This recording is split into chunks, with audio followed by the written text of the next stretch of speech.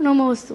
और राष्ट्री मैंने आपके लिए एक कविता लिखी है, तो आपकी क्या तो जिज्ञासा करना सीधी। अरे महाराज जी इतने मतलब जल्दी जल्दी बोलो। कल मुझे इसलिए खुशी नहीं हुई कि लोग मेरी तारीफ किए। कल मुझे इसलिए खुशी नहीं हुई कि लोग मेरी तारीफ किए। सुख तो मुझे इस बात का था कि आप जैसे महागुरु ने स्वयं मुझे दर्शन दिए। मैं बचपन से धर्म के काम करने की इच्छा रखता हूँ। मैं बचपन से धर्म के काम करना चाहता हूँ।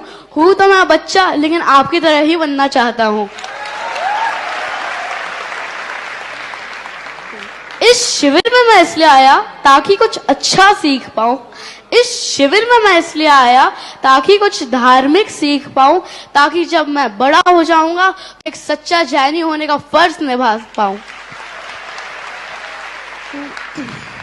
आपका एक भी गुण पाना है हमारे लिए एक मुश्किल काम। आपका एक भी गुण पाना है हमारे लिए एक मुश्किल काम। इसलिए महाराज श्री मैं और सारे शिविरार्थियों की तरफ से आपको बारंबार प्रणाम।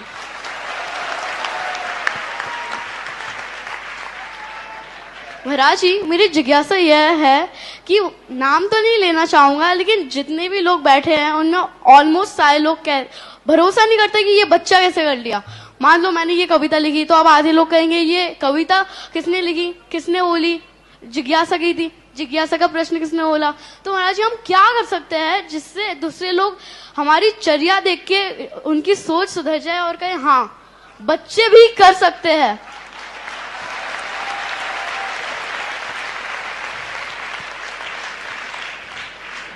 तेरी बोलने की टोन से मुझे लग रहा है एक कविता तुम्ही ने लिखी है। मैं तो हमेशा मानता हूं जो बच्चे कर सकते हैं वो बूढ़े नहीं कर सकते। देख लो ना, ये चतुर्मास बच्चों ने ही कराया है, सागर के बच्चों ने। और बच्चे तो क्या नहीं कर सकते।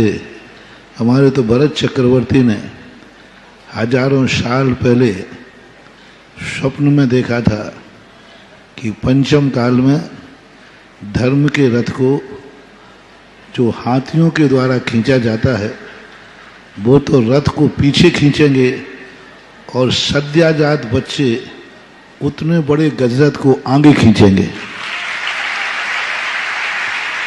और पंचम काल में ये देखने में भी आ रहा है, चाहे समाज हो और चाहे साधु संघ हो। साधुओं में आचार्य श्री जैसे महान युवा साधुओं ने आकर के धर्म की वांगडोर को आगे बढ़ाया। उसमें स्पष्ट लगा कि जो हाथी हैं वो उस रथ को खींचने से मना कर देंगे, बल्कि रथ को उल्टा पीछे की तरफ खींचेंगे। लेकिन छोटे बच्चे उस गजरत के जुए को अपने कंधे पर रख करके घुटने टिक जाएंगे लेकिन आगे खींचेंगे।